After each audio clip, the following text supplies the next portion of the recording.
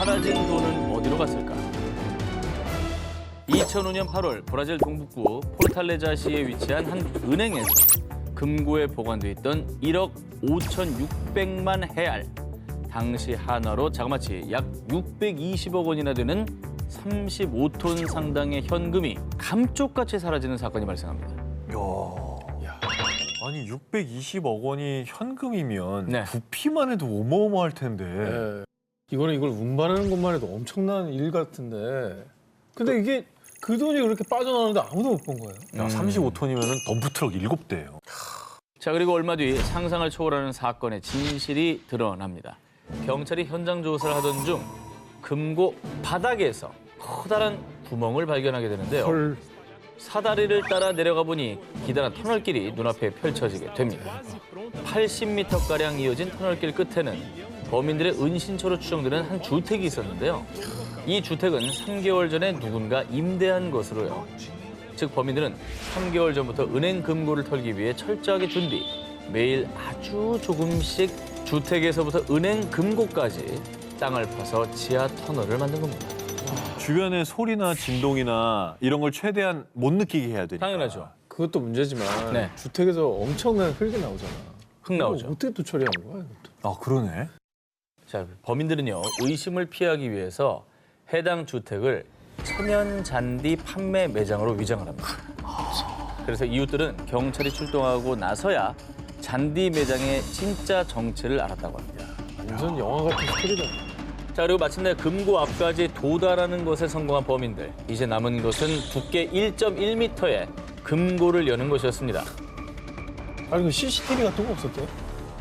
그리고 하필 이날은 은행이 영업을 하지 않아서 이 금고의 보안 카메라가 작동하지 않아서요. 범인들은 그 누구에게도 들키지 않을 수 있었습니다. 일단 사실은 우리가 길 위에서 건물 보고 찾아가는 건 쉽지만 아하. 땅을 파고 그 금고 위치까지 정확하게 가서 거기서 금고를 뚫는다는 건 이거는 내부 도면을 갖고 있는 내부자의 소행이다. 내부자의 공모 없이는 할 수 없는 범죄라고 생각합니다. 자, 전대미문의 은행 강도 사건에 경찰은 대대적인 수사에 돌입했는데요. 다행히 얼마 후 차량에 약 4억 원의 현금을 싣고 도주하려는 범인 2명을 체포했고요.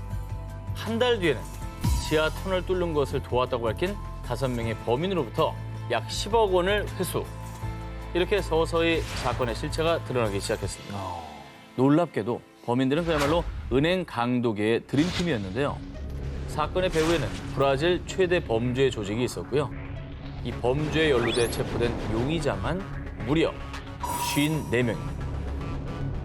자, 그리고 여러분이 추측하신 대로 용의자 중에는 이 은행의 기밀 정보를 넘긴 전 경비요원도 있었습니다. 야, 그러네. 근데 여기서 핵심은 이 범인들 일망타진하는 것과 네. 사라진 돈을 다 찾아오는 거죠. 아하. 그런데 말입니다. 약 2천만 헤알, 당시 한화로 약 80억 원을 회수했습니다. 헐. 근데 나머지 약 540억 원의 행방은 여전히 오리무중인데요. 브라질 경찰은 남은 돈의 행방을 찾기 위해 지금도 계속 추적 중에 있다고 합니다.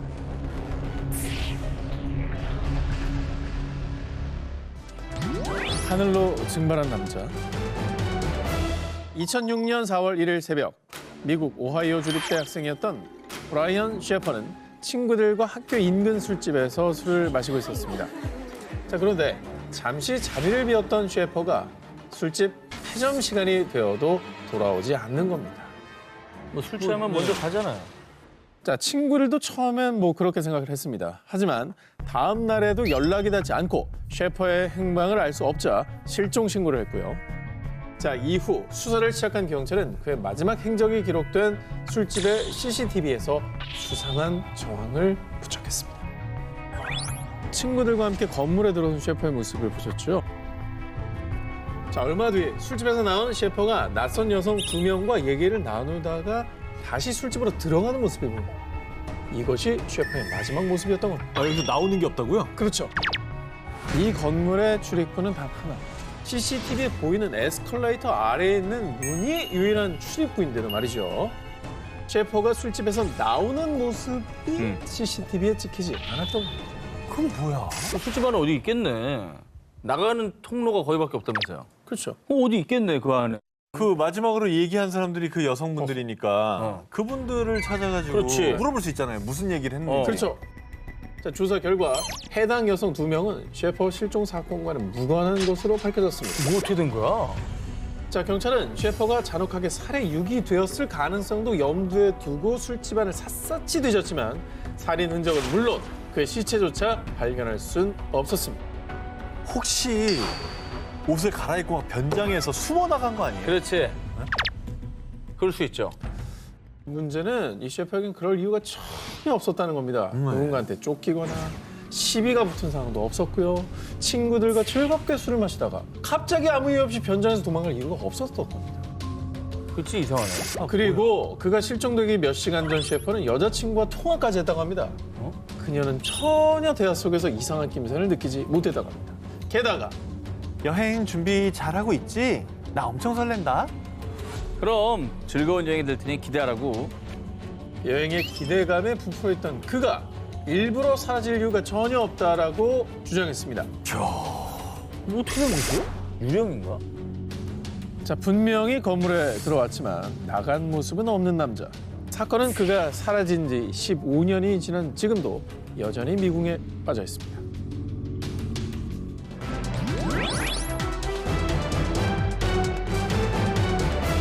혹시 두 기자님 일본 도쿄역에 가보신 적 있습니까? 가봤죠. 엄청 크잖아요, 그죠? 도쿄역이요. 하루에 열차 출도착 횟수가 약 3,000회, 하루 이용객이 약 140만 명, 지상, 지하, 신칸센 포함해서 총 30개 라인이 있어서 일본 철도의 심장부로 불리는 곳입니다. 이번 특종은요. 수많은 인파로 북적이는 도쿄역에서 발견된 미스터리한 가방에 대한 얘기입니다. 2015년 5월 31일 일본 도쿄역의 수화물 보관소 한 직원이 한 달간 주인이 나타나지 않은 노란색 여행용 가방 속을 확인했습니다. 그런데 가방 속에 든 것은 다름 아닌 시신이었습니다. 에? 해당 가방은 약 한 달 전인 4월 26일 도쿄역 마루노우치 출구 방향에 잠기지 않은 물품 보관함에서 발견됐습니다. 이후 가방은 수화물 보관소로 옮겨졌고 보관 기한인 한 달이 지나도 주인이 나타나지 않자 한 직원이 가방 속에 단서가 있나 싶어서 열어서 확인했던 거죠. 야, 근데 진짜 간이 크다. 그렇게 사람 많이 오가는 그곳에 그걸 들고 나타나다니. CCTV도 엄청 많을 텐데. 그러니까. 뭔 생각이지? 분명히 지켰을 것 같은데. 경찰은 해당 시신의 신원 확인과 범인 수색을 위해 CCTV 영상 분석에 돌입한다고 전해졌고요. 특히 조사를 통해 가방 속 시신은 키가 약 140cm의 마른 체형의 틀니를 착용한 70에서 90대의 여성으로 추정됐습니다만 그러나 한 달간에 이미 시신의 부패가 진행된 상태로 시신의 신원 확인은 불가능했습니다. 그렇겠지. 그래도 아까 그 물품 보관함 위치도 그 출구 계단 바로 앞에 있더라고요. 그리고 그 하루 유동인구가 140만 명이면 증언도 엄청났을 것 같은데.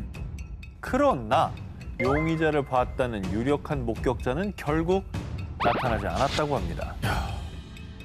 그래도 CCTV. 아, 요즘에 CCTV가 발달돼서 진짜 사람이 어디서 어디까지 가는지 다 추적돼 나오더라고요.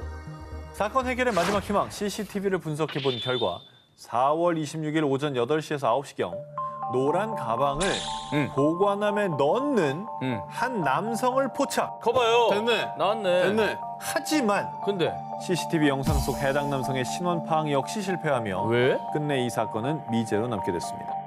근데 이제 만약에 이게 살인 사건이라면 시신을 찾기 힘든 인적이 드문 산이나 이제 강에 유기하는 게 굉장히 흔한 케이스인데 그런데 대체 왜 누가 저렇게 큰 역 한가운데 있는 물품 보관함에 유기한 걸까요? 이런 의문은 들어요.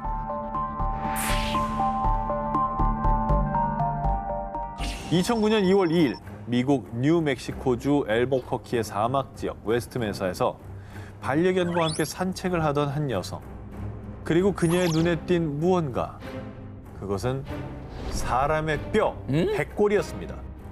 이 백골의 발견은 거대한 연쇄살인 사건의 전모가 밝혀지는 시작에 불과했습니다. 해당 백골 발굴 작업 도중 무려 10구의 백골이 추가로 발견됐던 겁니다. 한 지역에서 그러면 저기 여기 나왔다는 거는 이제 11명의 시신이 같이 매장이 돼 있었다는 얘기네. 최소한이죠. 최소한. 와우. 그리고 또 하나의 충격적인 사실. 백골들의 DNA 확인 결과 이 지역에서 발견된 11구의 백골은 2001년에서 2005년 사이에 실종된 여성들이었는데요. 이들의 공통점, 바로 매춘 여성들이었습니다. 그렇게 피해자들의 신원 확보는 했지만 CCTV도 목격자도 없는 상황.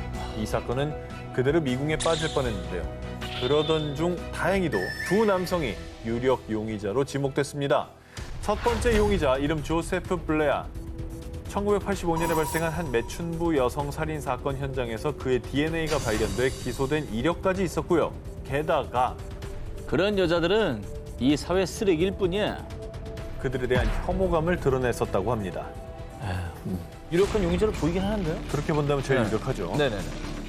자, 그런데 말입니다. 블레아가 웨스트메사 살인 사건의 범인이라는 결정적 증거가 발견되지 못했고요. 이후에 그는 용의선상에서 벗어나게 됐습니다. 이어서 두 번째 용의자, 이름 로렌조 몬토야.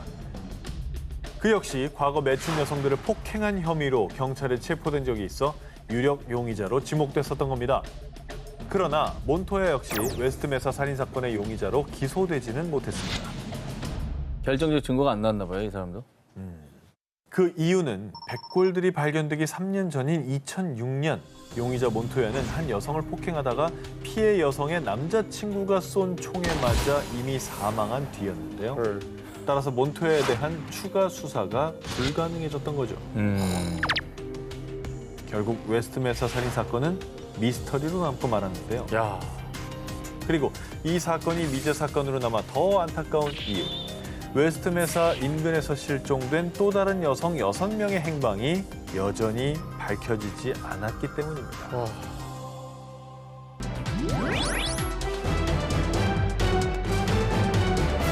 1970년 11월 노르웨이 베르겐 이스다렌 계곡에서 불에 탄 여성의 시신이 발견됐는데요. 부검 결과 그녀의 사인은 일산화탄소 중독. 그러니까 사망한 뒤 화장된 게 아니라 살아있는 상태에서 불태워져서 끔찍한 고통을 겪으며 사망했던 거죠. 아우, 너무나 고통스럽게 생을 마감했네요. 이렇게 잔인한 수법을 보면 뭐 원한 관계가 있었다든지 아니면 다른 문제, 뭐 금전적 문제 이런 걸로 다툼이 있었던 건가요? 자, 그런데 말이죠. 경찰들은 당시 일명 이스다렌의 여인 죽음이 자살인지 타살인지 명확하게 규명하지 못했는데요. 그 이유는 부검 결과 무려 50여 개의 수면제를 복용했다는 사실 역시 밝혀졌기 때문입니다. 수면제가 그렇게 많이 나왔다는 건 자살 가능성이 있다는 얘기니까. 그래도 억지로 먹이고 또 그럴 수 있죠. 수도 있잖아. 그러면은 수사가 더 진행이 되고 좀 증거가 더 나와야 알 것 같은데요. 이미 시신은 심각하게 불에 타 신원 확인마저 어려운 상황. 경찰들의 유일한 희망은 현장 주변에서 발견된 보석과 시계, 사망자가 입었던 것으로 보이는 옷 등의 유류품이었는데요. 그런데 말입니다. 당시 발견된 모든 의류의 라벨이 전부 제거된 상태입니다. 게다가 다른 유류품들 역시 상표와 로고 등이 모두 훼손된 상태였던 겁니다. 자살은 아니네. 특이한 옷 같은 경우에는 언제 어디서 누가 사는지 좀 알 수 있잖아요. 그 옷이 만들어진 시기나 장소 이런 건 대충 추정이 가능하니까 이 브랜드가 있고 그 택이 있으면. 그 정도로 약간 이제 치밀하게 계획해서 살해당한 게 아닐까라는 의심이 좀 들어요. 사건 발생 며칠 후 수사가 난항에 빠질 뻔했던 바로 그 순간 베르겐의 한 기차역 물품 보관소에서 2개의 가방이 발견됐습니다. 그리고 가방 속 안경에서 사망자와 일치하는 지문이 발견되면서 가방이 이스다렌의 여인 것임이 확인됐습니다. 자, 그러면 증거가 나왔습니다. 이제 뭐 조금 수사에 탄력이 붙는 건가요? 하지만 평범한 여행자의 가방이라고 하기엔 가방 속에서 여러 종류의 가발이 발견. 마치 자신의 신분을 숨기고 변장하려던 사람처럼 말이죠. 만약에 그 여인의 꽃이었다면 너무나 수상하고 이상한데요? 그렇죠. 왜 저렇게 했을까? 신분을 숨겨야 되는 특별한 이유가 있었던 게 아닐까? 문득 제가 생각한 건 약간 스파이 아닌가 싶어요. 오. 정보국에 있는 직원이니까 본인의 정체를 숨겨야 될 이유도 많은 거죠.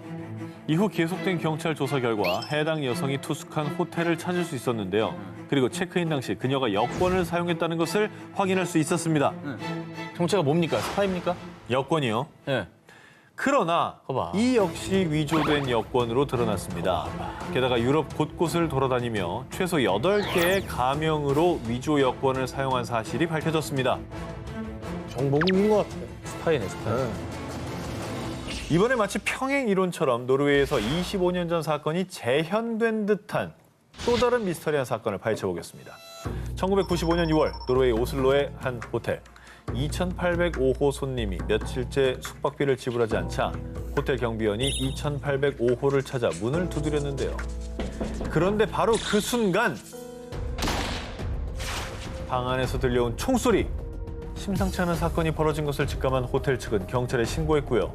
잠시 후 경찰이 현장에 도착했습니다. 총소리면 살인 사건인가요? 근데 살인 사건이면 문을 두드릴 때 일단 총소리가 들렸잖아요. 그럼 범인이 일단 안에 있거나 멀리 도망가지 못했을 것 같아요. 그런데 말입니다. 경찰이 도착했을 땐 2805호의 투숙객만이 사망한 채로 발견. 그리고 그녀의 손에 총이 들려져 있었는데요. 외부인의 침입 흔적이 없었다는 점에서 경찰은 그녀의 사인은 타살이 아닌 자살로 추정했습니다. 자, 정황상 자살로 보이긴 하지만 자꾸 합리적 의심, 그죠? 자살로 보이게 하려고 누군가가 작전을 짠 게 아닐까라는 그 의심이 자꾸 생기긴 하는데. 일실 트릭이나 이런 거 쓸 수도 그렇죠. 있잖아. 자, 그런데 말입니다. 여러분, 제가 아까 이스타렌의 여인과 평행 이론이라고 말씀드렸죠. 지금부터 그 이유를 말씀드리겠습니다. 경찰은 사망자의 신원 파악을 위해 조사하던 중 충격적인 사실을 알게 되는데요. 마치 평행 이론처럼 2805호의 여인 역시 신분을 알 수 있을 만한 그 어떤 것도 발견되지 않았습니다. 그 이스타렌의 여인 말씀하셨는데 너무 그 케이스가 비슷한데요? 네. 근데 호텔에 체크인을 했으면 일단 뭐 서명이랄지 이런 거라도 개인정보 조금 남아 있을 것 같거든요. 필적. 그렇죠. 체크인 당시 사용했던 제니퍼 페어게이트라는 이름은 가명. 그리고 사후 부검과 조사를 통해 그녀가 기록한 나이와 주소, 회사명까지 그 어느 것 하나 맞는 것이 없다는 사실이 드러났는데요. 그리고 수상한 점은 이뿐만이 아니었습니다. 만약 정말 그녀가 총으로 자살했다면 손에 발사흔이 남거나 피가 묻어야 하지만 당시 사건 현장은 천장까지 피가 튈 만큼 처참했음에도 불구하고 그녀의 손은 이상하리만큼 아주 깨끗했던 겁니다. 자, 이 기묘하리만큼 비슷한 두 여인의 미스터리한 사망 사건. 이 정체불명의 두 여인에겐 도대체 무슨 일이 있었던 걸까요? 그날 밤 슈퍼마켓에서는 무슨 일이? 때는 1995년 7월 30일 저녁. 일본 도쿄 파치오지의 한 슈퍼마켓에서 40대 여성 직원 이나가키 노리코와 10대 여성 아르바이트생 2명이 처참하게 살해당하는 사건이 발생했습니다. 좀 이상하다. 직원들은 왜 죽인 거며 한 명에게 원한이 있는데 그걸 목격하면서 증인이 될까 봐 우발적으로 2명을 더 계획이 없었던 살인을 증인을 한 없애려고? 네. 자, 경찰 역시 강도가 아닌 원한 살인을 의심했는데요. 당시 10대 여성 2명은 머리에 한 발씩 총상을 입고 사망했지만요. 직원 노리코는 머리에 2발이나 총상을 입었고요. 잠깐만요. 야, 근데 일본이잖아. 일본이 총이 금지된 나라 아니야? 저 나라가 총기 살인 사건이 있어요? 어떻게 총구한 거죠? 자, 경찰 역시 범행 도구인 총에 주목. 조사 결과 범행 도구를 필리핀제 389경 리볼버로 추측을 했고요. 성능이 좋지 않은 총으로 피해자들을 명중시킨 것으로 보아 범인이 평소 총기 사용에 능숙했을 것으로 추정했습니다. 게다가 피해자에게 원한이 있는 사람까지 좀 좁혀진다면 용의자가 좀 바로 나오지 않을까? 하는 생각이 들거든요. 그렇습니다. 경찰은 수사 도중 노리코의 자택에서 어떤 남성이 총기를 들고 찍은 사진을 발견.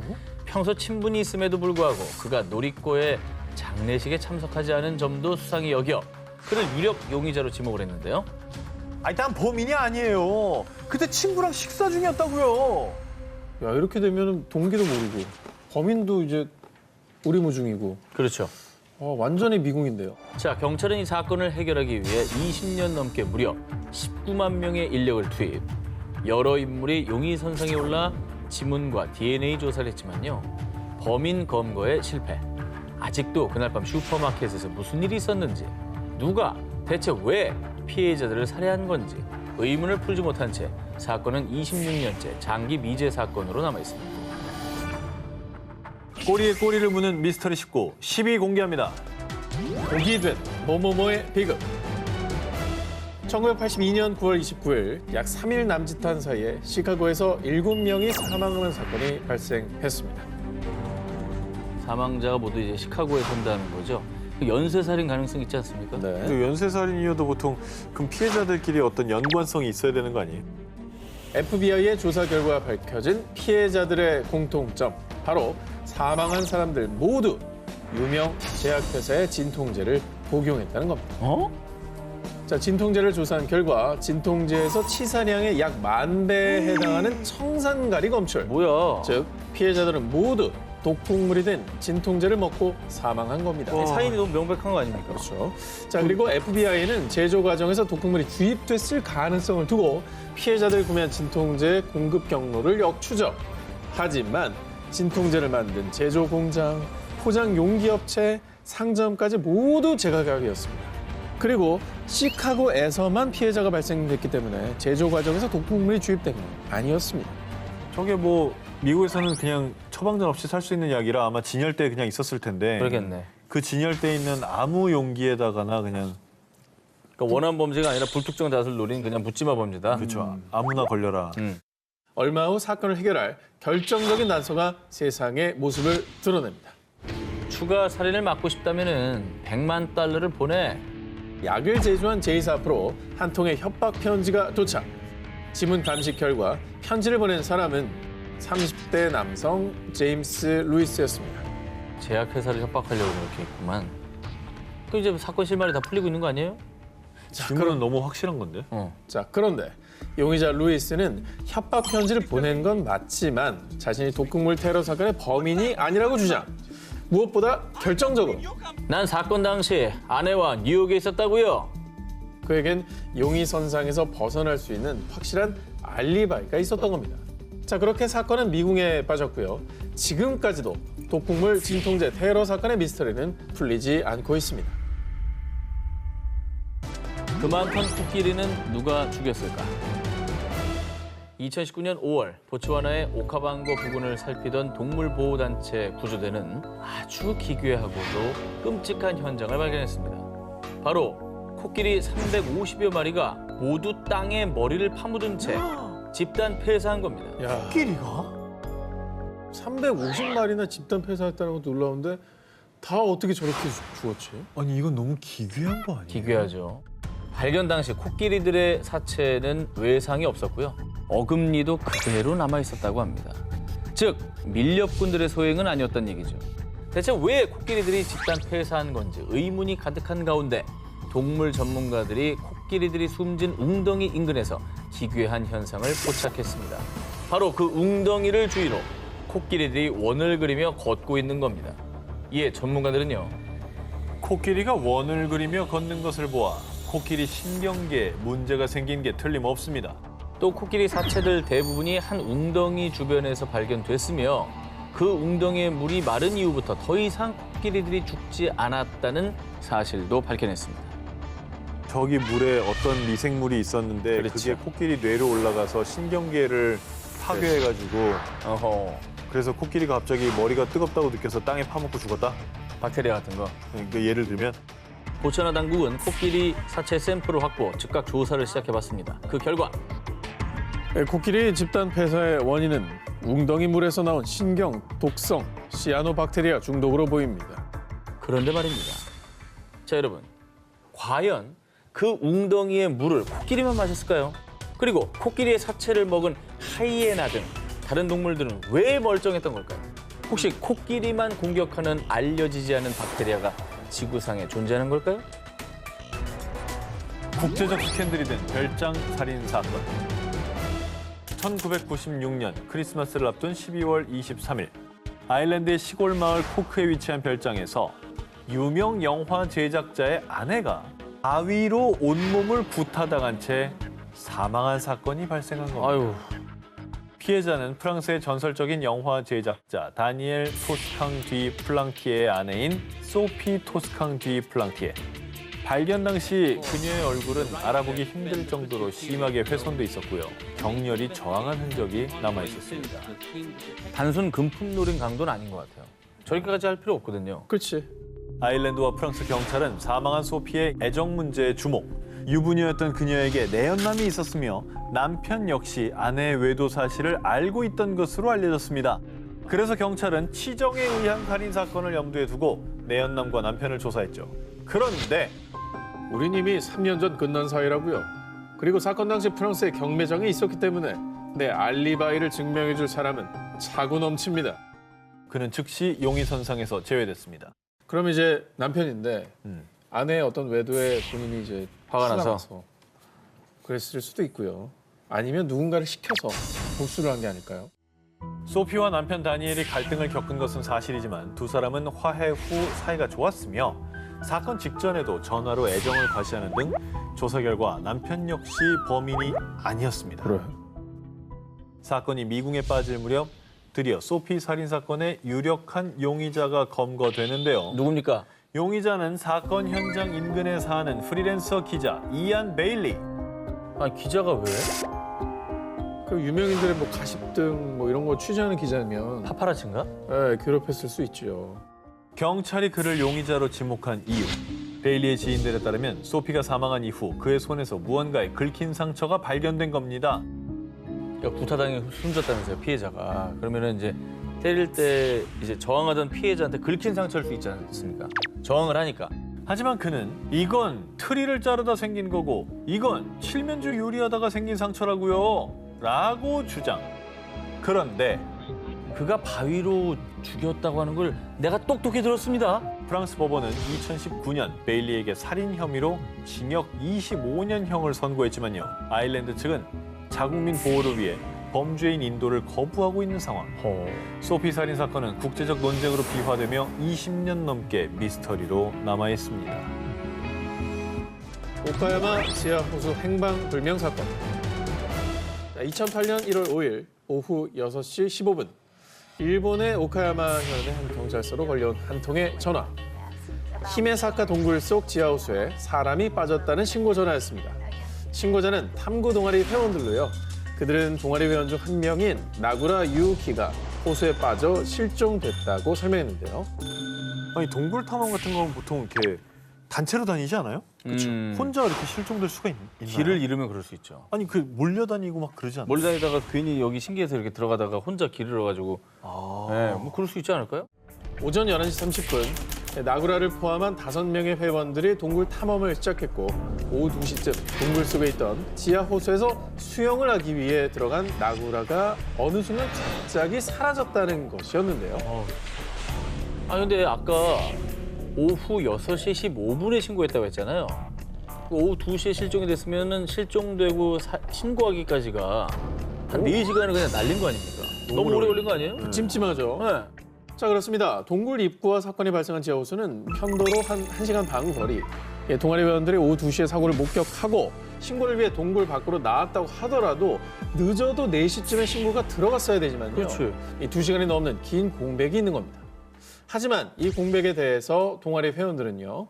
아니 거기 길이 워낙 험해서 헤매느라고 나오는데 오래 걸렸어요. 일단 경찰은 실종된 나구라를 찾기 위해 6일 동안 밤낮 없이 수색했지만 끝내 나구라의 시신은 발견되지 않았고요. 결국 경찰은 단순 사고로 사건을 종결지었습니다. 하지만 사건 이후에도 논란은 계속되었습니다. 자, 먼저 이 호수는 물이 매우 탁해 잠수나 수영을 하기엔 적절치 않은 곳인데요. 그리고 지하 호수를 향하는 구멍은 매우 험하기 때문에 와이어와 로프를 이용해야 내려갈 수 있었는데요. 그런데 나구라가 호수에 빠져 실종됐음에도 불구하고 동아리 회원들은 와이어와 로프를 철거하고 모두 함께 동굴 밖으로 나왔다는 점입니다. 봐요. 장비를 다 걷어 나오면 나구라가 이제 호수에서 나왔다 쳐요. 나올 방법이 없어요. 못 나오지. 네. 못 나오는 거예요. 미심쩍은 정황은 이뿐만이 아닙니다. 동아리의 회장과 부회장은 경찰과 기자를 피해 다니다 동아리에서 돌연 탈퇴했고요. 심지어 누군가 나구라의 SNS에 로그인해 나구라의 글들을 무단으로 조작, 삭제하는 일까지 벌어진 겁니다. 어머야. 저봐 뭔가 있네. 단체로 뭐야. 지금 범죄를 저질렀구만 보니까. 무슨 내용이 SNS에 있길래 해킹까지 하고 조작을 하고 뭐 지우고 그래요? 저는 오히려 그 조작되거나 삭제된 글이 뭔지 궁금하네요. 어허. 뭘 감추고 싶었을까? 그렇지. 뭘 조작했을까? 네. 나구라는 어쩌다 지하 호수에 들어가게 됐을까요? 아니, 함께 동굴 탐사를 떠난 게 맞긴 한 걸까요? 다행 메시지는 범인을 알고 있다. 1979년 5월 23일 일본 교토 나가오카 교시 직장 동료 사이인 아카시 에이코와 미즈노 케이코는 함께 고사리를 캐기 위해 야산으로 향했지만 그 뒤로 돌아오지 못했습니다. 그런데 이틀 후 싸늘한 시신으로 발견된 두 사람. 두 사람 모두 아킬레스건이 끊어져 있었고요. 으, 사인은 각각 질식사와 자상으로 밝혀졌습니다. 질식사? 아니, 목격자나 뭐 범인의 흔적이나 증거품 이런 거 없어요? 이거야말로 원한 조사해야 되는 거 아니에요? 다행히 범행에 사용된 흉기가 발견되긴 했지만 지문이 지워져 있는 상태. 그렇게 사건이 미궁에 빠지려던 찰나 사건 현장에서 결정적인 증거인 다잉 메시지가 발견됩니다. 어떻게 나왔을까? 뭐라고 써 있었어요? 자, 사망한 아카시의 옷에서 발견된 영수증에 연필로 쫓기고 있어요. 도와주세요. 이 남자 나쁜 사람이라는 메시지가 쓰여 있었는데요. 명확하게 써놨네. 자, 그런데 안타깝게도 인상착이나 범인을 특정할 만한 구체적인 내용이 없던 데다 더 이상한 점은 사건 현장 인근에서 메모를 작성한 것으로 보이는 연필 심은 발견됐지만 연필은 발견되지 않는 등 다행 메시지가 사건 해결에 도움이 되진 못했습니다. 아니죠. 한 가지는 분명한 거지. 저렇게 뭐죠? 썼다는 거는 저 사람들이 모르는 사람이란 뜻이에요. 단독범 소행이라는 거 아닙니까? 뭐 사람들 무는 게 아니니까. 자, 그런데 말이죠. 시신에서 사건을 해결할 만한 결정적 단서가 또다시 발견됐는데요. 두 피해자들에게서 범인의 것으로 추정되는 책과 채모가 발견된 겁니다. 아니 책하고 채모 나왔으면은 DNA. 바로 나오는 거 아니에요? DNA DNA 죠, 검사하면? DNA. 네. 안타깝게도 그 당시 기술로는 정확한 DNA를 알아낼 수 없었고요. 다만 혈액형 A형 혹은 O형이라는 사실을 알아냈지만 그 이상의 증거를 찾지 못해 범인을 검거할 수는 없었습니다. 그런데 1년 전에 그 산에서 고사리를 캐고 있었는데 칼을 든 남자가 말을 걸어왔었어요. 자, 사건 발생 1년 전 범인으로 의심되는 수상한 남성을 본 목격자가 등장. 경찰은 몽타주를 만들어 수사에 나섰지만 역시나 그 남성이 누구인지 범인이 맞는지 아무것도 밝혀낼 수 없었고요. 지금까지 범인의 정체는 오리무중으로 흔적조차 찾지 못하고 있습니다. 토필드 정화조 변사체 사건. 1977년 4월 13일 캐나다 알버타주 토필드의 조용한 시골 마을에서 정화조 청소를 하던 노부부. 청소 도중 우연히 정화조 속을 들여다본 아내의 눈에 띈 것은 노란 시트로 감싸져 있는 시신이었습니다. 그런데 말입니다. 여태까지 봤던 시신들 중 가장 잔인하고 끔찍한 상태였습니다. 피해자 몸에서 발염장치로 불태워진 흔적을 발견. 심지어 주요 부위까지 잔인하게 훼손돼 있었고요. 직접적인 사인은 총상으로 추정됐습니다. 그렇게까지 뭐 고통을 줬다는 거는 역시 또 원한에 의한 살인이 아닐까 뭐 이렇게 보이는데. 그러게. 그렇습니다. 이후에 경찰들은 시신의 신원 확인에 집중. 하지만 시신이 너무 부패해서인지 1976년에서 77년 사이에 사망한 20대 중반에서 30대 초반의 백인 남성으로 추정할 뿐 정확한 신원을 확인할 수는 없었는데요. 그래도 다행히 당시 시신의 치아에서 치과 치료의 흔적을 발견. 경찰은 그의 치과 기록을 바탕으로 알버타주 내 약 800개의 치과에 수사 협조를 의뢰했습니다. 만 그의 치과 기록과 일치하는 기록은 찾을 수 없었습니다. 이후 정화조에서 발견된 시신은 신원 미상의 남성을 지칭하는 샘, 일명 정화조의 샘으로 불리게 됐고요. 그 무엇도 밝혀내지 못한 채 한 무연고 묘지에 매장되고 말았습니다. 아, 정말 안타깝네요. 신원이라도 좀 밝혀졌어야 되는데. 그리고 정화조의 샘이 발견된 지 2년 뒤. 제가 샘의 얼굴을 복원해 보겠습니다. 자, 그런데 말이죠.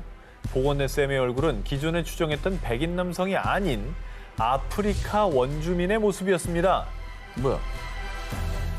그럼 수사 자체가 첫 단추가 잘못 끼워진 거 아닙니까? 그런 거죠.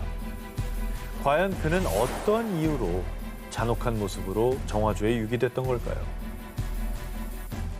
아무도 모르게 그녀가 죽었다. 2002년 10월 27일 아르헨티나의 수도 부에노스아이레스. 이날 카라스코사 카를로스는 처제 부부의 집에서 축구 경기를 본 뒤 오후 6시 50분경 외부인의 출입이 제한된 상류층들의 클럽하우스 카르멜 컨트리 클럽에 위치한 자택으로 돌아갔는데요. 자, 여러분, 카를로스가 집으로 간 시간 언제라고요? 오후 6시 50분? 정확합니다. 6시 50분을 기억해 주시기 바랍니다. 그런데 그의 눈에 들어온 충격적인 광경. 그의 아내 마리아가 2층 화장실 욕조에서 피를 흘린 채 고꾸라져 있었던 겁니다. 되게 출입이 통제된 무슨 고급 아파트 단지 뭐 이런 식으로 얘기하지 않았어요? 그러면 누구 강도가 들어가기 힘든 곳일 것 같기도 하고. 정말 안타깝게도 그녀는 끝내 사망. 다음 날은 10월 28일 남편 카를로스와 마리아의 형제들은 마리아의 장례식을 치르게 되는데요. 자, 그런데 말입니다. 누나가 운동화를 신고 있었는데 어떻게 욕실에서 미끄러질 수가 있죠? 가족들 사이에서 마리아의 죽음에 대한 의혹이 제기되는 건데요. 이후 몰리나 피코 검사가 이 사건을 담당하게 되면서 단순 사고가 아닌 범죄 사건으로 전환됐습니다. 너무 장례식이 일사천리로 진행된 것 같은 느낌? 그죠? 뭔가 좀 찜찜한 부분이 있는데. 서서히 드러난 의혹들. 자, 첫 번째 의문점, 사망 진단서. 마리아의 가족들이 끄는 사망 진단서에 그녀의 사망 요인은 비외상성 심장마비. 게다가 사고 발생 장소마저 카르멜 컨트리 클럽이 아닌 다른 곳으로 표기돼 있었던 건데요. 그러니까 마리아의 사망 진단서가 허위로 작성돼 있었던 거죠. 두 번째 의문점, 부검 결과 12월 2일 마리아의 부검이 진행됐습니다. 자, 그리고 충격적인 결과가 나왔는데요. 여러분 놀라지 마십시오. 마리아의 머리에서 5발의 총알이 발견된 겁니다. 자, 그리고 세 번째 의문점, 증거 은폐. 그렇지. 가족들이 사건 현장에서 작은 납조각을 발견했는데 정말 아무 생각도 없이 해당 납조각을 변기에 버렸다는 사실이 밝혀졌습니다. 이후 정화조 수색 작업 끝에 납조각을 발견. 마리아의 두개골에 반사되어 나온 6번째 총알이란 사실이 드러났습니다. 총알이 나왔어요? 저거를 왜 변기에 버려? 이후 남편 카를로스와 가족들은 살인 및 증거 은폐죄로 기소됐고요. 봐. 2007년 6월 7일 남편 카를로스에게는 가중 증거 은폐죄로 5년 6개월형이 내려졌습니다. 그러면 살인은 인정되지 않은 거네요? 그리고 가족들은 그럼 대체 왜 저 증거를 다 숨기려 했냐는 겁니다. 2016년 카를로스가 증거 은폐죄에 대해 항소하면서 마리아 사건에 대한 재수사가 이루어졌는데요. 이때 당시 심폐소생술 과정에서 마리아에게 갈비뼈 골절이 발생했는데 골절된 갈비뼈에 피가 없었기 때문에 그녀는 1시간 전인 오후 6시 30분에 이미 사망했다는 부검의의 주장이 받아들여졌습니다. 축구 경기 봤던 시간보다 20분 전이네. 그러면 남편에게는 시간 알리바이가 있는 거예요. 그렇습니다. 그 시각 남편 카를로스는 서재 집에서 축구 경기를 보고 있었기 때문에 결국 무죄를 선고받을 수 있었습니다.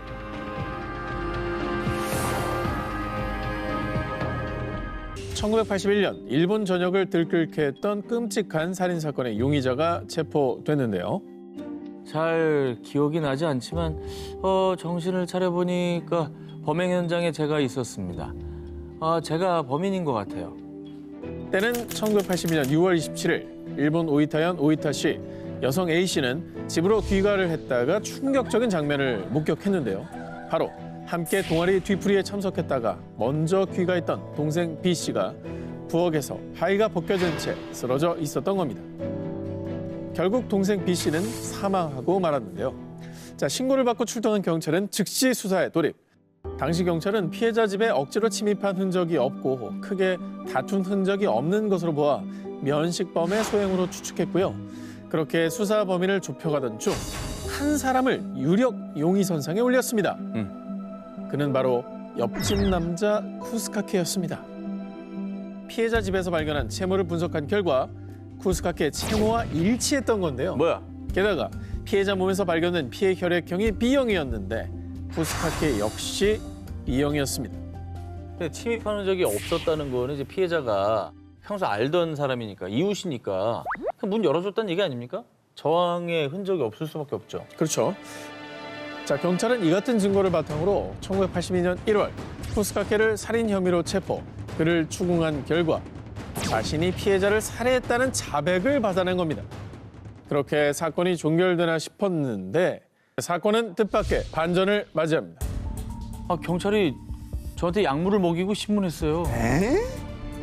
쿠스카케가 과거 정신병력이 있었다는 이유로 경찰은 최면성 약물을 투여하고 신문을 진행했던 겁니다.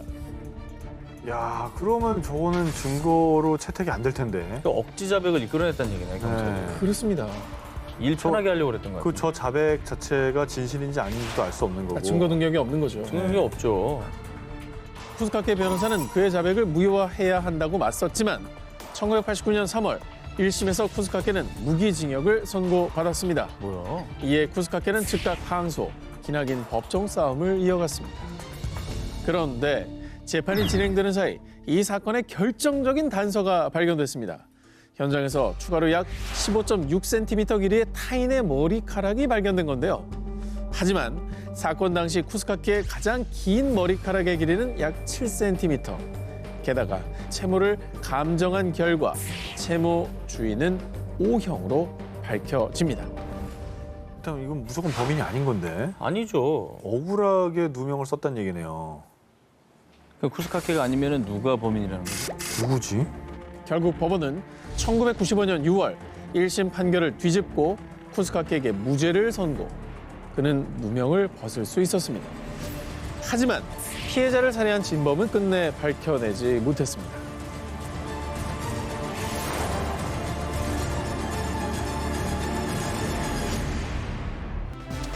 (1969년입니다) 캐나다 눈물의 고속도로. 새하얀 만년설로 뒤덮인 아름다운 산, 보석처럼 반짝반짝 빛나는 호수, 캐나다 최고의 드라이브 코스 중 하나로 손꼽히는 이곳 옐로우헤드 하이웨이 16입니다. 그런데 이처럼 아름다운 풍경을 지닌 옐로우헤드 하이웨이 16에 또 다른 이름이 있었으니 하이웨이 오브 티어스, 눈물의 고속도로입니다. 그 사연의 시작은 1969년으로 거슬러 올라갑니다. 당시 이 고속도로에서 히치하이크를 했던 26살 여성 글로디아 무디가 고속도로에서 약 10km 떨어진 숲속에서 잔인하게 살해당한 채 발견된 건데요. 그러던 중 1970년 또다시 이 도로 근처에서 살해당한 18살 소녀의 시신 하나가 발견됩니다. 그리고 그 다음에도 이 고속도로의 살인 사건은 1969년부터 2006년까지 이곳에서 실종되거나 살해된 여성이 18명에 달했고요. 이 수치는 캐나다 연방경찰이 밝힌 공식적인 수치고요. 지역 주민들은 이보다 훨씬 많은 약 50여 명의 피해 여성이 있다고 말합니다. 현재 사건 발생 장소인 옐로우헤드 하이웨이 16에는 실종 여성들의 사진과 함께 여성은 히치하이크를 하지 말라라는 문구에 알림판이 세워져 있는데요. 사실 이 도로 인근 마을에 거주하는 사람들은 대부분 캐나다 원주민들로요. 가난한 형편 때문에 자가용을 구입할 수가 없어서 버스 통행 시간이 끝나면 어쩔 수 없이 히치하이크를 할 수밖에 없었던 거죠. 안타깝게도 이런 상황 때문에 범죄의 표적이 된 겁니다. 지금까지 눈물의 고속도로에서 벌어진 사건 중에 단 3건만 범인이 밝혀진 상태입니다. 1974년 살해된 소녀의 시신에서 검출된 DNA와 일치했던 바비 잭 파울러라는 남자가 3명의 소녀를 살해했다라고 자백한 상황이고요. 안타깝게도 이 3건을 제외한 다른 피해자들의 범인은 지금까지도 여전히 밝혀지지 않은 상태라고 합니다. 1980년대 인도의 스톤맨 살인 사건. 이 사건이 더욱 공포스러운 것은 20년이 훌쩍 넘은 지금까지도 살인 사건은 계속 벌어지고 있다는 겁니다. 1985년 어느 날 아침 뭄바이의 한 길거리에서 한 남자의 시신이 발견됩니다. 그런데 이 남자는 머리가 심하게 훼손된 상태로요. 희생자 옆에는 피가 흥건하게 묻은 무게 약 30kg가량의 돌덩이가 놓여 있었습니다.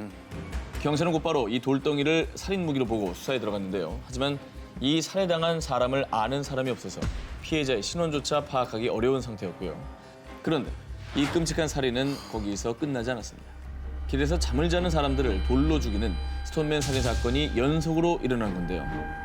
답답한 건 첫 번째 사건과 마찬가지로 피해자와 범인의 신원은 전혀 파악되지 않았다는 점이죠. 이렇게 사건이 점점 미궁으로 빠져가던 어느 날 스톤맨 살인 사건의 생존자가 나타나게 됩니다. 근처 주점에서 일하던 웨이터가 길에서 잠이 들었다가 그만 스톤맨의 공격을 받은 거죠. 그때 멀리 지나가던 경찰의 불빛을 발견하고 살겠다는 일념하에 무작정 달리기 시작한 겁니다. 이때 범인은 달아났고요.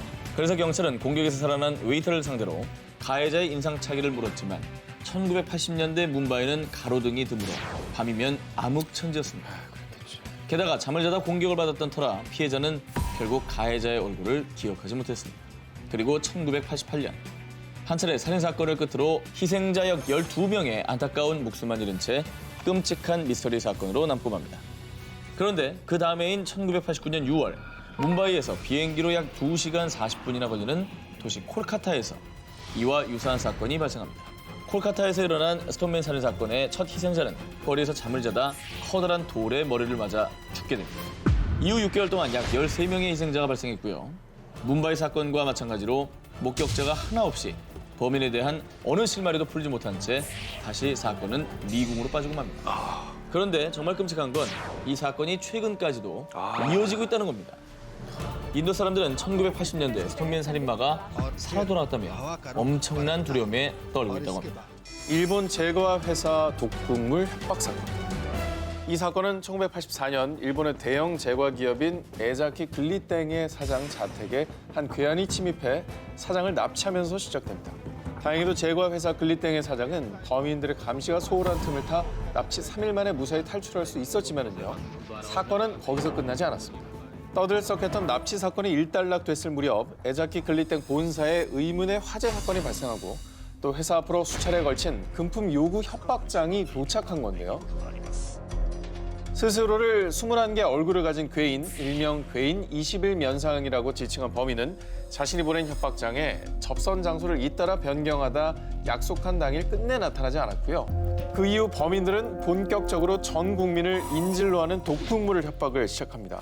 일본의 메이저 신문사 4곳에 글리땡의 제품에 청산소다를 넣었으며 전국적으로 이 과자를 살포하겠다.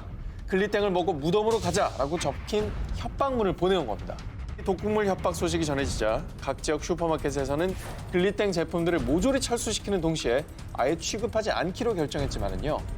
이미 일본 국민들은 엄청난 공포에 떨며 전 국민을 인질로 삼는 악랄한 범죄 수법에 분노를 표하기도 했습니다.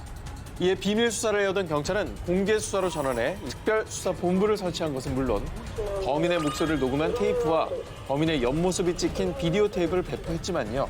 범인은 이런 경찰들을 놀리기라도 하듯 또 다른 제과 기업인 마루다땡 식품과 모리나땡 제과로요. 협박장을 보내오기 시작했습니다. 무섭다.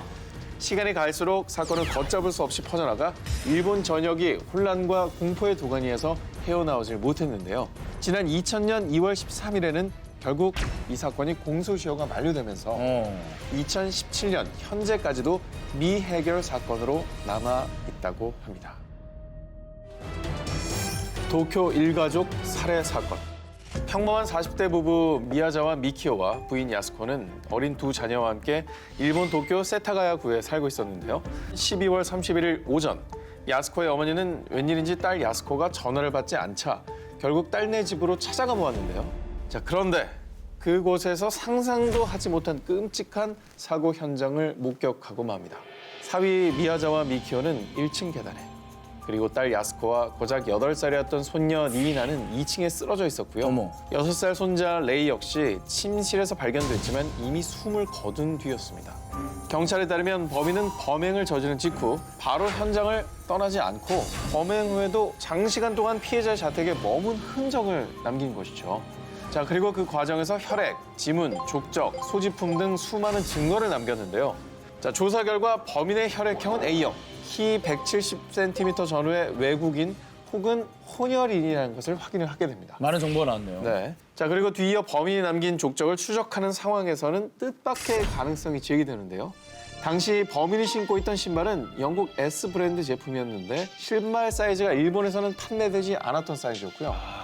1998년 10월부터 2000년 11월 사이에 한국에서 제조된 제품이라는 이유로 한국으로 조사원을 파견해 범인의 지문을 한국 전과자들의 지문과 대조하는 작업까지 진행을 하게 되는데요. 그러나 이 작업으로도 범인과 일치하는 지문을 가진 사람을 발견할 수 없었습니다. 일본 경시청은 사건 발생 후 17년이 지난 지금까지도요. 범행 현장 보존을 위해 24시간 경찰이 상주를 하고 있고요. 무려 2천만 엔, 한화로 약 2억 원 상당의 사상 최고의 현상금을 내건 건 물론이고 이 사건에 투입되는 조사원만 연간 25만 명에 달할 정도로 범인을 잡기 위해 최선을 다하고 있다고 합니다.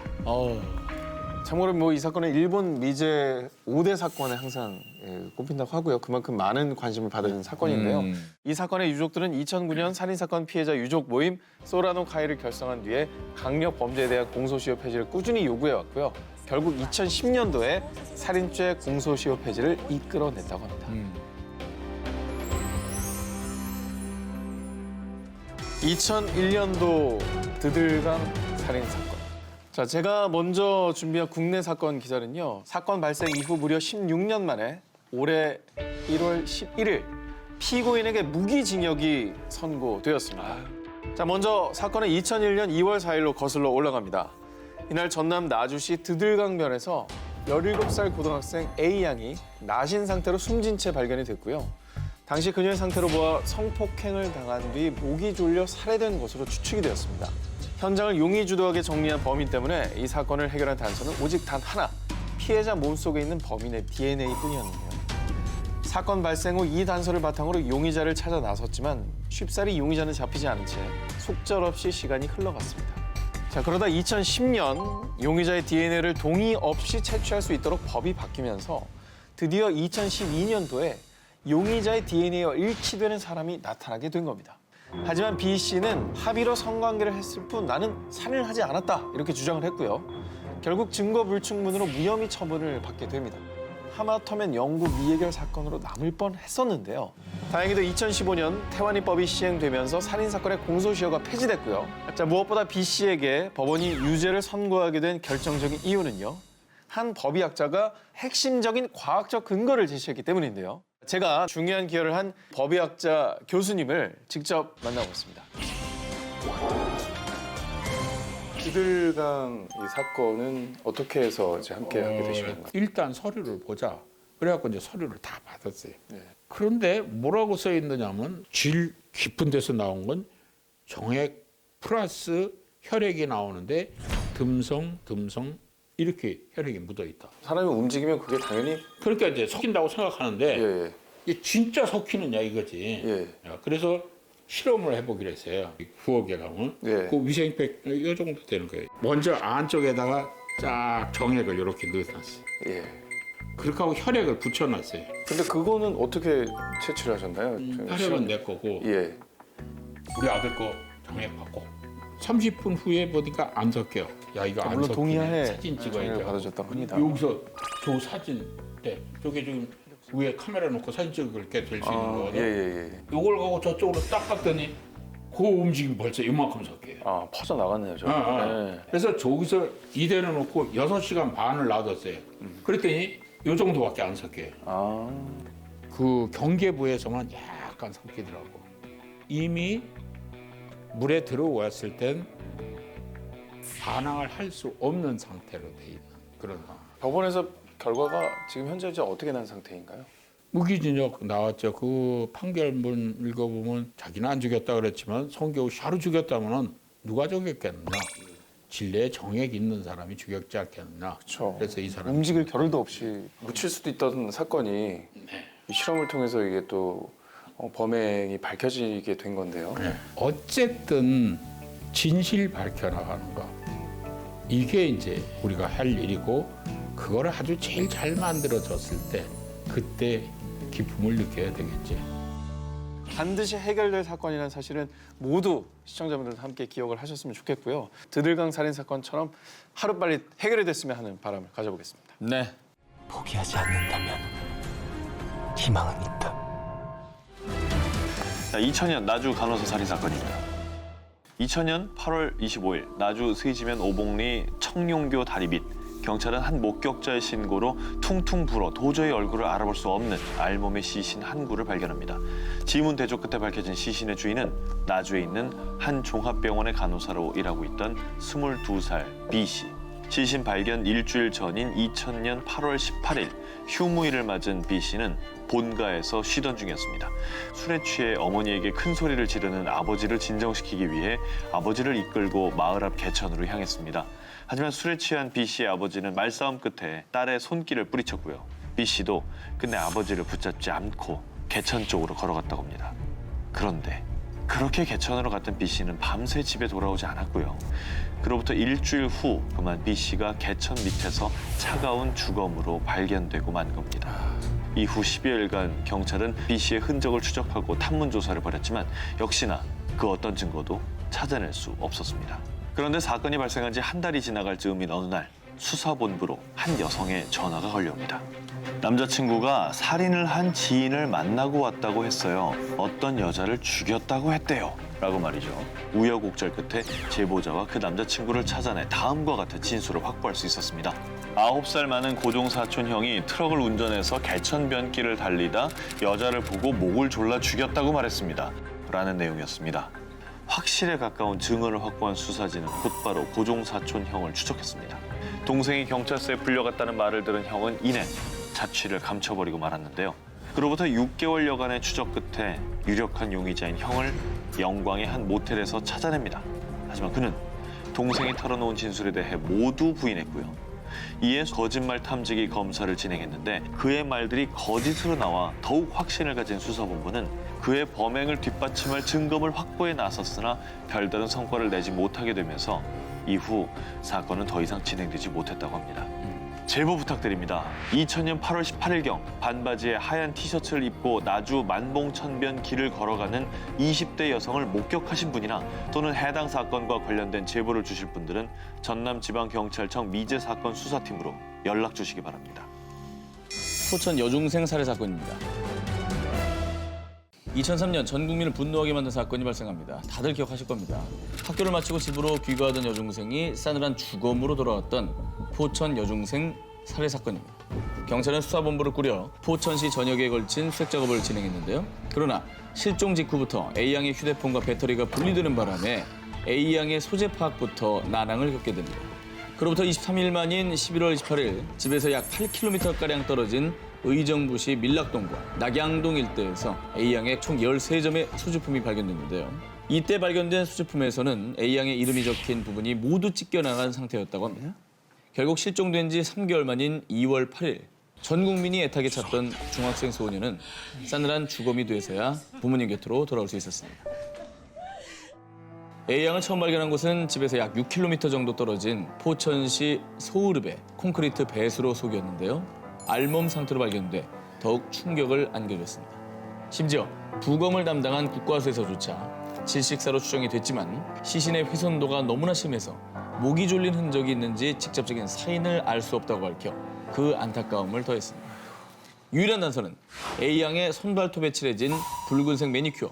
평소 A양은 매니큐어를 사용하지 않았지만 발견 당시에는 손발톱에 붉은색 매니큐어가 조잡하게 칠해져 있었던 거죠. 이에 경찰은 국내 매니큐어 제조회사들로부터 각 매니큐어의 성분을 넘겨받아 범행 당시 사용된 매니큐어를 특정지었고요. 포천시 부근에서 해당 매니큐어를 구입한 30대 남성을 추적하기까지 했지만 끝내 사건의 실마리를 풀 수가 없었습니다. 하지만 경찰은 끝까지 포기하지 않고 있습니다. 2003년 11월에 발생한 이 포천 여중생 살해 사건에 대한 단서를 알고 계신 분들은 아래 연락처로 제보를 부탁드리겠습니다. 충남 서천 카센터 방화 살해 사건. 자, 2004년 5월 2일 새벽 1시 52분 충청남도 서천군에 위치한 한 상가 사람들은 이상한 소리를 듣게 되는데요. 바로 같은 건물에 있던 카센터가 불에 타는 소리였습니다. 결국 이 카센터에서 시작된 불길은 일렬로 붙어있던 5채 상가 건물 전체를 뒤덮고 모두 불태운 뒤에야 불길을 거뒀습니다. 그리고 카센터 안에서 발견된 시신은 총 3구였는데요.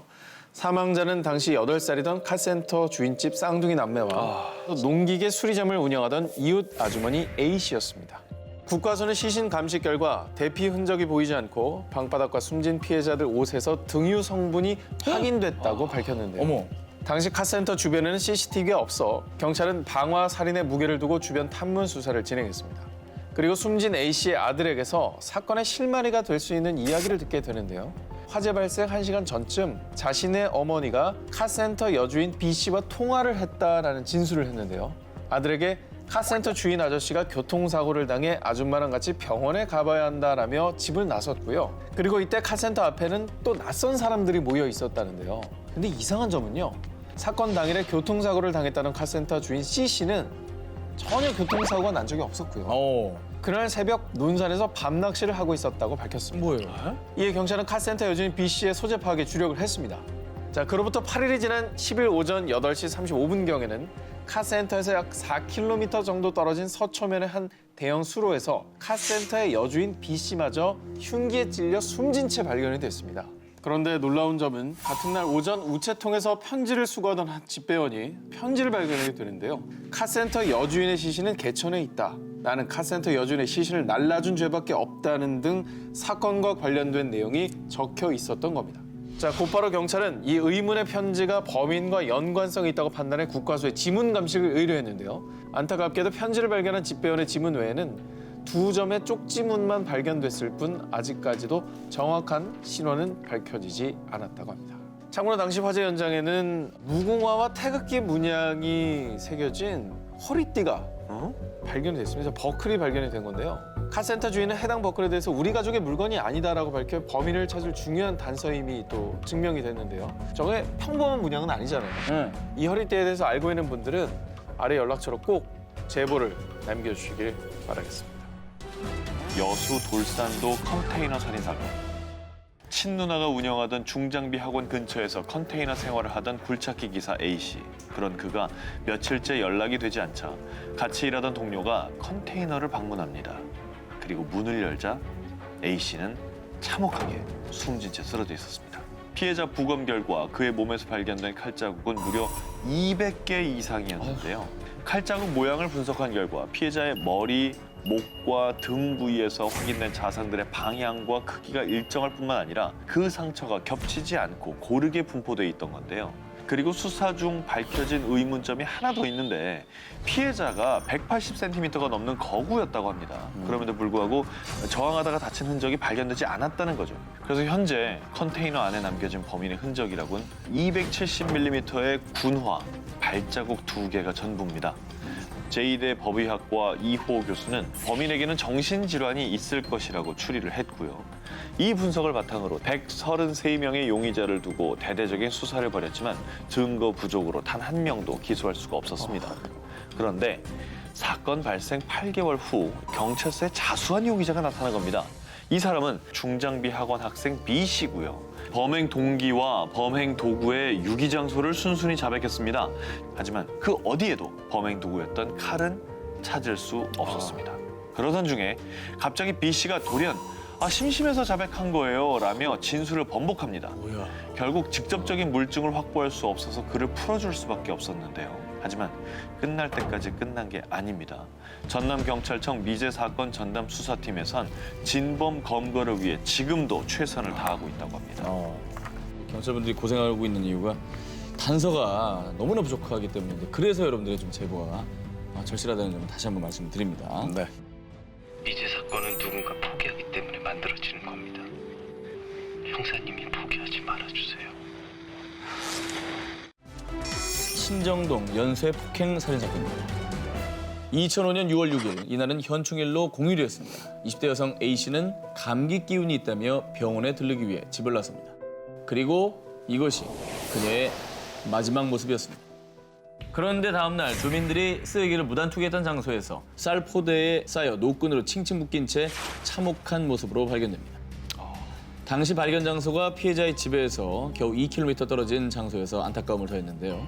부검 결과 A 씨의 사인은 경부 압박 질식사. 발견 당시 얼굴은 검은색 비닐봉지로 쌓여 있었는데요. A 씨의 몸에는 범인을 특정할 만한 그 어떠한 증거 하나 남아있지 않았습니다. 그런데 그로부터 6개월 뒤인 2005년 11월 A 씨의 시신이 발견된 장소에서 약 1.8km 떨어진 골목에 또 한 명의 시신이 발견됩니다. 이번엔 야외용 돗자리와 김장용 비닐봉지에 겹겹이 쌓인 채 노끈과 전깃줄, 나일론끈으로 단단히 묶인 기이한 모습으로 놓여있는 시신이었습니다. 그녀가 실종된 날은 일요일이었지만 직장에 출근해야 했던 B 씨, 결국 싸늘한 시신으로 돌아온 것입니다. 그런데 40대 주부 B 씨의 사인 역시 경부 압박 질식사로요. 피해자의 얼굴은 검은색 비닐봉지로 쌓여 있었고 동일범의 소행으로 보이는 사건은 목격자나 단서 하나 없이 미궁에 빠지게 되는데요. 하지만 발생한 지 10년 뒤인 2015년 사건과 관련된 새로운 사실이 밝혀지게 됩니다. 10년 전 전국 동시지방선거가 실시됐던 2006년 5월 31일 한 여인이 신정역 근처에서 납치당했다가 탈출한 사건이 있었다는 것이었습니다. 반지하에 열린 문으로 들어간 그녀는 들어가자마자 왔어? 라고 말하는 낯선 남자의 목소리를 듣게 됩니다. 그렇습니다. 범인이 둘이었던 것이죠. 실눈을 뜨고 주위를 살펴본 그녀는 바닥에 놓여있는 수많은 노끈들을 봤고요. 마침 현관문이 열려있던 걸 확인한 여자는 뒤도 돌아보지 않고 그대로 건물 2층 계단으로 올라가 신발장 옆에 숨었습니다.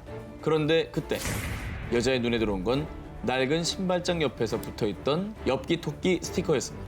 이렇게 무사히 목숨을 건진 여자의 사연이 방송을 타자 사건은 일명 신정동 엽기 토끼 살인 사건으로 알려지며 범인에 대한 수많은 제보가 쏟아지고 있어 경찰 측에선 제보들을 바탕으로 수사에 박차를 가하고 있다고 합니다.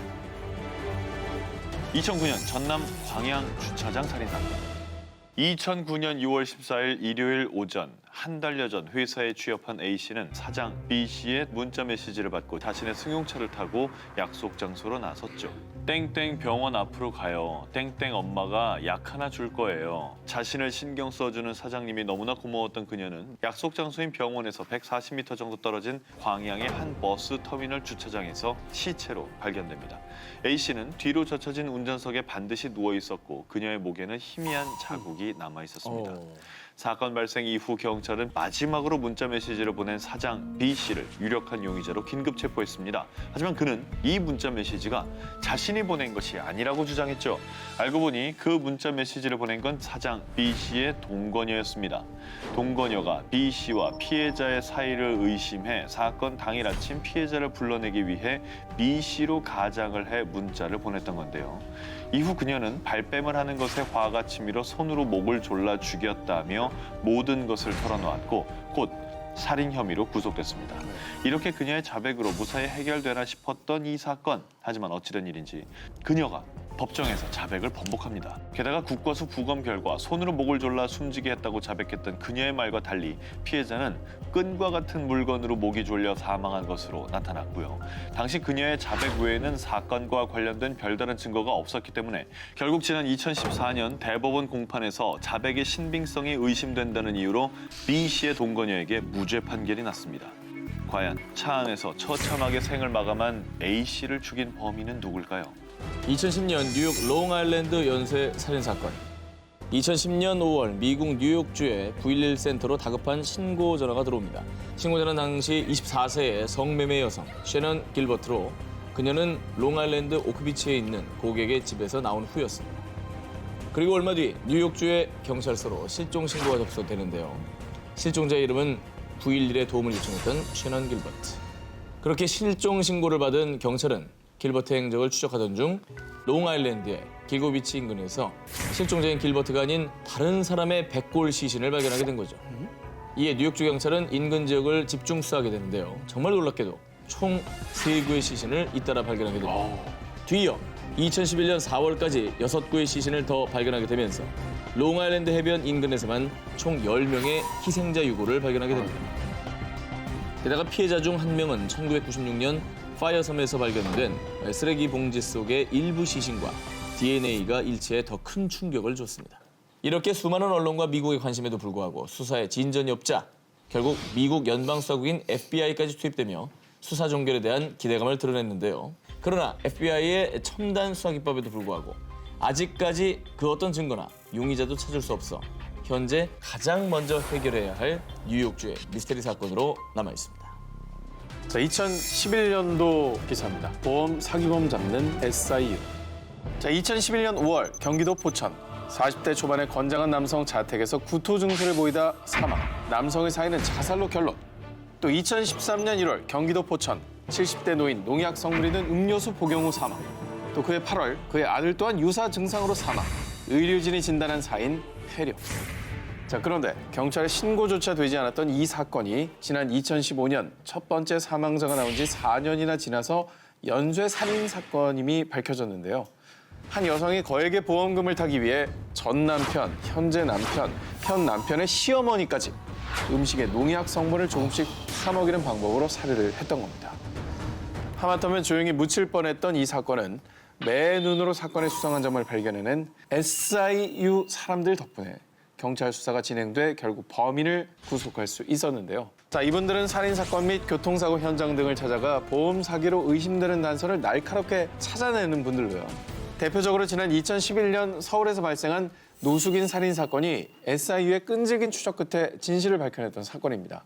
한 무속인이 친언니 등과 함께 범행을 계획해서 40대 노숙인 여성을 유인해 술을 먹인 뒤 살해한 뒤에 노숙자에게 자신의 옷을 입혀서 마치 자신이 죽은 것처럼 위장했던 사건이었죠. SIU가 장례식도 치르지 않고 언니 혼자 서둘러 화장을 했다는 점, 그리고 무속인이 사망 전 거액의 보험에 가입했다는 점을 수상히 여겨서 제보를 했고요. 무서워라. 결국 경찰 조사 결과 이게 보험 사기극이었다는 것이 밝혀졌습니다. 사람 목숨 뭘로 하는 거예요? 도대체? 네. 그래도 오늘 저 미해결 사건들을 많이 하고 있는데 저 해결된 사건을 들으니까 정말 갈증이 해소된 것 같아요. 시원하네. 우리 SIU 여러분들의 노고에 정말 박수를 보냅니다. 고맙습니다. 예. 5분의 살인자 여중생 살인 사건. 일본 아오모리현 하치노 헤이시 시로시타 사초메. 자신의 집에서 싸늘한 시체로 발견된 14살 소녀 미야코 와카나. 26년 전의 그날로 거슬러 올라가 보겠습니다. 1993년 10월 27일 오후 6시 23분 미야코의 어머니가 퇴근 후 집에 돌아왔는데요. 그런데 그녀의 코끝에 스친 비릿한 피비린내. 다급히 방 안으로 들어갔습니다. 그런데 딸 미야코가 하의는 벗겨지고 왼쪽 가슴은 피로 흥건한 채 누워 있었습니다. 세상에. 대체 미야코에게 누가 이런 잔혹한 짓을 저지른 걸까요? 사망하기 전 미야코는 5시 40분쯤 하교 후 친구들과 헤어진 뒤 집까지 걸어간 시간을 생각하면 6시쯤 도착했을 거라고 합니다. 그리고 6시 20분쯤에 미야코가 살려달라는 소리와 함께 곧바로 유리창 깨지는 소리가 들렸다고 합니다. 자, 이거는 범행 직후에 이웃 주민들이 했던 증언입니다. 그 소리가 들린 뒤, 그러니까 3분 뒤에 미야코의 어머니가 귀가했습니다. 어허. 자, 그렇게 치면 이때 범인은 불과 5분도 안 돼서 순식간에 사라져버린 겁니다. 아니 이제 유리창이 깨지고 신랑에 있던 상황인데 5분도 안 돼서 그렇게 다 모든 범행을 하고 사라질 수가 있는 거예요?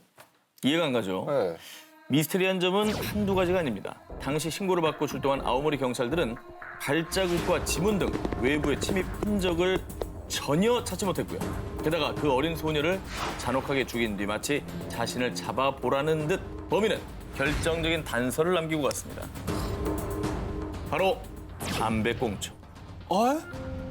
미야코가 죽은 방 옆방에서 범인이 피운 것으로 추정되는 담배꽁초 2개가 발견이 됐습니다. 설마 다른 가족이 피운 건 아니죠? 엄마요? 뭐 엄마라든지 뭐 오빠라든지 뭐 아빠라든지. 그러니까 침입의 흔적이 없는 걸로 볼 때 내부의 소행으로 볼 수도 있다. 뭐 이렇게 생각할 수도 있는 거 아니겠어요? 조사 결과 미야코 가족은 모두 담배를 피우지 않는 것으로 확인. 이후 아오모리 경찰은 담배꽁초로 DNA 검사는 물론 무려 수사팀 12만 명을 동원해서 용의자로 추정되는 약 600여 명의 DNA를 일일이 대조해 봤는데 하지만 끝내 용의자 특정에는 실패하고 말았습니다. 일각에서는 엄마의 내연남의 짓이다 라는 추정도 있었지만요. 물증은 나오지 않은 채 2008년 10월 27일 공소시효를 넘기며 영원히 미제 사건으로 남게 됐다고 합니다. 아, 안타깝다. 히로시마 일가족 증발 사건. 2001년 일본 히로시마현의 작은 마을 세라초에 사는 한 가족이 있었습니다.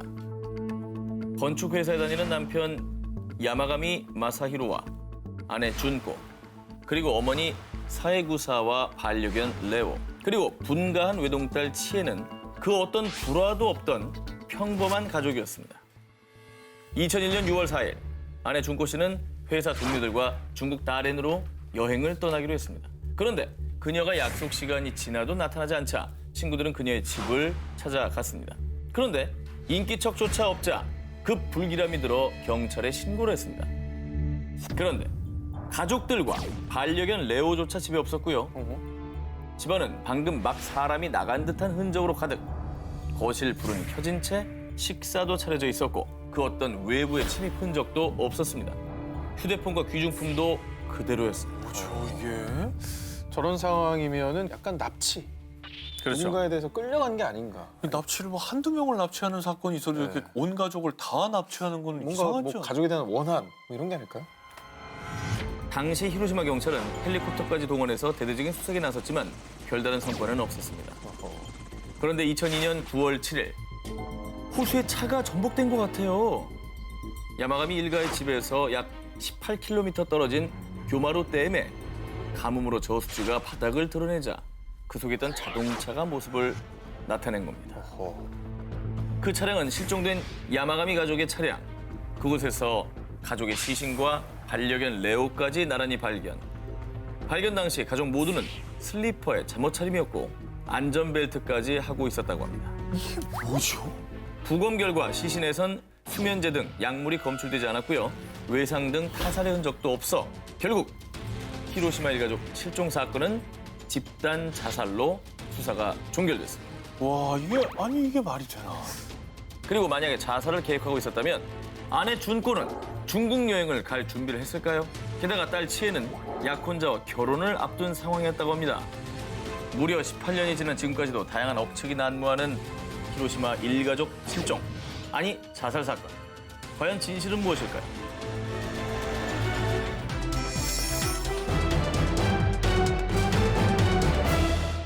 (2010년 8월 23일) 런던 경찰서에 걸려온 한 통의 전화. 아들이 일주일째 연락이 안 됩니다. 집 앞에 가도 인기척이 없어요. 자, 이렇게 신고를 받은 경찰들은 문을 따고 그의 집에 들어가 봤습니다. 그런데 아들의 모습은 보이지 않고 대신 화장실 욕조 안에 빨간 스포츠 가방 한 개가 덩그러니, 게다가 자물쇠로 잠겨 있었었는데요. 뭐야? 아, 제발 그거 아니길 바랍니다. 영화에서 많이 봤거든요. 저 큰 백, 자물쇠, 뭔가 연상이 되는데 그 가방 안에 든 것은 알몸 상태로 숨진 아들 게러스 윌리엄스. 아니길 바랬지만 그 사건이 일어나 버린 거죠. 아니, 누가 저런 짓을 했을까요? 게러스 윌리엄스, 그의 정체는 케임브리지대 학생으로 위장한 영국 정보통신본부의 암호 해독 전문가였는데요. 오. 당시에는 영국 정보기관 MI6에 파견된 상태였다고 합니다. 자, 그래서일까요? 그의 죽음을 둘러싸고 수상한 점이 한두 가지가 아니었습니다. 자, 발견 당시 시신은 상처 하나 없이 깨끗했고요. 독극물과 같은 타살 흔적도 전혀 없었습니다. 또 욕조의 가장자리, 가방의 지퍼, 또 집안에 그 어떤 지문과 발자국도 남아있지 않았죠. 심지어는 살해당한 피해자 본인인 윌리엄스의 DNA조차 말입니다. 경찰은 그의 자살 가능성을 확인하기 위해 요가 전문가까지 동원, 실험을 해본 거죠. 하지만 가방 안에 웅크리고 들어가서 지퍼까지는 겨우 닫을 수 있었지만 여기에 스스로 자물쇠까지 잠그는 건 불가능. 게다가 자물쇠 열쇠는 가방 안, 그의 몸 아래 있었기 때문에. 더 의아한 점은 영국 정보기관 MI6에서 윌리엄스의 실종 사실을 가족에게 일주일 뒤에야 알려준 점. 이건 또 뭐죠? 저는 MI6도 의심이 됩니다. 그 정도 전문가들이라면 DNA 지우는 건 일도 아니죠. 또한 그의 MP3 데이터와 통화 기록도 모두 삭제된 점을 두고 게러스 윌리엄스의 여동생은 그가 비밀 정보국 안에 내부 비리를 폭로하려다 살해당한 것이라고 주장을 하는데요. 하지만 무수한 추측만이 계속될 뿐 그 어떤 증거도 사건을 해결할 단서도 나오지 않은 상황. 그는 왜 가방에서 죽음을 맞이했을까요? 자, 다음 특종입니다. 일본의 이 남자 역시 뜻밖의 장소에서 의문의 죽음을 맞이했는데요. 1994년 4월 23일 도쿄의 이노카시라 공원에서 한 청소부는 쓰레기통을 보고 기겁을 하고 맙니다. 쓰레기통에 버려진 비닐 봉지 속에 토막난 사람의 발목이 들어있었기 때문입니다. 경찰들은 곧바로 공원 전체의 쓰레기통을 샅샅이 수색했는데요. 그 결과 공원 내에 있는 7개의 쓰레기통에서 무려 27조각으로 토막난 사체를 발견. 하지만 이 27조각은 전체 시신의 3분의 1에 불과했습니다. 피해자의 머리와 몸통 일부는 아무리 찾아도 보이지 않았는데요. 아니, 근데 일단은 너무 잔인하거든요. 이건 정말 원한 관계라고 볼 수밖에 없는데요. 네. 저렇게까지 할 필요가 있습니까? 자, 이토록 잔인하게 살해당한 피해자 일단 누구일까요? 네. 경찰은 피해자의 손발과 남아있는 지문 또 DNA를 통해 간신히 신원을 확인할 수 있었습니다. 자, 피해자는 바로 35세 1급 건축사 카와무라 세이치. 이 남자의 죽음을 둘러싼 풀리지 않는 의문점. 대체 누가 어떤 원한이 있어 이런 짓을 저질렀을까? 그리고 그 자체가 너무나도 일정하게 약 20cm 길이로 토막나 있었는데 공원 쓰레기통 투입구의 크기와 꼭 맞게 잘린 거라는 점. 이게 미리 유기할 곳까지 다 계획을 해놨다는 거죠. 또한 사체의 혈액은 한 방울도 남김없이 완전히 빠진 상태. 게다가 가장 미스터리한 건 매일 수많은 사람이 오가는 공원에서 어떻게 그 어떤 목격자도 없이 시신을 이렇게 여러 곳의 쓰레기통에 유기할 수 있었던 것일까? 그런데 6개월 후 단서 하나를 찾게 됐는데 사건 당일 공원 근처 편의점에서 쓰레기 봉투를 구입한 남자 2명이 있었다는 겁니다. 자, 곧바로 경찰은 목격담을 토대로 제작한 몽따주를 도쿄 시내 전역에 배포했지만 이 역시 범인을 찾을 수는 없었습니다. 사라진 소녀들의 시그널. 2014년 3월 29일 네덜란드인 두 친구 22살 리잔과 21살 크리스. 두 친구는 파나마의 보케테로 여행을 떠났습니다. 울창한 자연에 반한 두 친구. 그래서 홈스테이 가족이 키우는 개 블루와 함께 하이킹을 하러 갔는데요. 그런데 어두운 밤이 될 때까지 두 소녀는 돌아오지 않고 데리고 갔던 반려견 블루만 혼자 집에 왔습니다. 뭐죠? 왜? 경찰들은 곧장 수색을 시작했는데 하지만 그녀들의 모습은 어디에도 없었고요. 결국 파나마 당국은 특수부대를 동원, 그리고 두 소녀의 모국인 네덜란드 경찰팀까지 가세해 수색에 총력을 다했습니다. 하지만 무려 10일 동안 숲을 샅샅이 뒤졌음에도 그녀들의 흔적은 발견되지 않았죠. 아, 어디로 갔을까요? 그러게요. 갈 데가 없잖아요. 저기 뭐 산인데. 그쵸, 어디로 간 거죠? 그런데 그녀들이 실종된 지 10주가 지났을 무렵 단서 하나가 발견됐습니다. 리잔이 메고 나간 파란색 가방이 발견된 건데요. 그런데 이 가방이 발견된 곳은 홈스테이 지역인 보케테에서 걸어서 무려 15시간이나 걸리는 한 강둑이었습니다. 가방 안에는 현금 83달러와 여권, 물병, 카메라, 속옷, 그리고 스마트폰 2대가 있었습니다. 네. 경찰들은 이 스마트폰으로 역추적을 시작했죠. 그녀들이 하이킹을 떠난 날은 4월 1일. 그런데 하이킹 시작 몇 시간 만에 그녀들은 네덜란드와 파나마의 응급 전화번호로 긴급 전화를 시도했습니다. 하지만 신호가 잡히지 않아 전화 연결에 실패. 하지만 이후에도 멈추지 않고 이후 7일과 10일 사이에 긴급 전화를 한 횟수가 무려 77번. 게다가 더 미스터리한 건 스마트폰에 저장된 사진들이었는데요. 카메라 안에는 하이킹을 떠난 4월 1일 즐겁게 등산로를 오르는 두 소녀의 모습도 담겼는데 근데요? 실종된 지 일주일 뒤인 4월 8일 새벽 1시부터 4시 사이에 2분 간격으로 깜깜한 숲속에서 플래시를 터뜨려 찍은 사진이 90여 장. 그리고 그 사진 안에는 크리스로 추정되는 피 묻은 머리 사진까지. 어메. 그리고 2달 뒤엔 뼈 33개를 추가로 발견했는데 그중에 28개는 리잔의 것으로 밝혀졌다고 합니다. 그래서 경찰들은 그녀들이 깊은 숲속에서 야생동물의 습격을 당했을 것으로 추측했지만요. 하지만 발견된 뼈에선 동물의 흔적 하나 없이 마치 사람이 표백이라도 한 듯이 깨끗했다고 합니다. 그녀들에겐 대체 무슨 일이 있던 걸까요?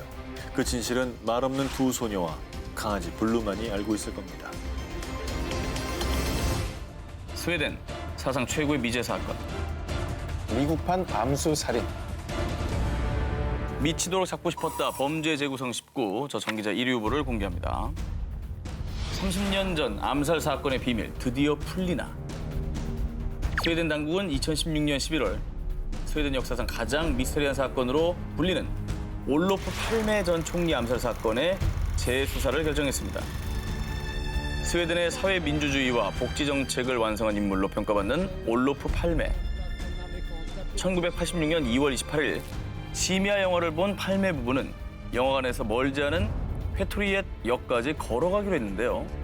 그런데 이때 날카로운 총소리와 함께 팔메 총리는 그 자리에서 피를 흘리며 쓰러졌습니다. 국가 지도자를 향한 그 암살 사건이 벌어진 거네요. 그렇죠. 긴급하게 병원으로 후송됐으나 결국 3월 1일 자정에 사망합니다. 스웨덴 사회는 일제히 충격에 빠졌고요. 곧바로 경찰은 총리 암살범을 찾는 데 총력을 다했습니다. 그런데 내가 올로프 팔메를 죽였습니다. 무려 130여 명이 자수를 해왔는데요. 단순한 영웅 심리에 그친 허위 자백들 뿐이었습니다. 그 이후 스웨덴 비밀 경찰까지 나섰지만 제대로 된 단서 하나 잡지 못했습니다. 아니 한 나라의 총리가 길 한복판에서 총을 맞았고 아니 이거 못 잡는 게 말이 안 되는 거 아니에요? 어떻게 빠져나왔지? 난 그게 더 신기해. 그래서 그의 암살을 둘러싸고 당시 구소련과 친화적인 팔매를 좋지 않게 생각한 미국 CIA가 벌인 일이다라는 등 각종 음모론이 나돌기도 했습니다. 자, 그런데 말입니다. 무려 20년이 지난 2006년 스웨덴 검찰에 익명의 전화가 걸려왔습니다. 뭐야? 내가 지금 알려주는 호숫가로 당장 가봐. 온 마음을 다해 수색하면 총리 암살에 사용한 총을 찾을 수 있을 거야. 스웨덴 당국은 결국 그 총을 찾았는데요. 뭐야? 하지만 안타깝게도 너무 오랜 시간 물에 잠겨 있어 어떠한 지문도 발견할 수 없었다고 합니다. 잡히지 않는 전대미문의 총리 암살 사건, 그리고 공소시효를 무시하고 재수사를 시작한 스웨덴 당국. 과연 이번엔 범인과 그 배우를 찾을 수 있을까요?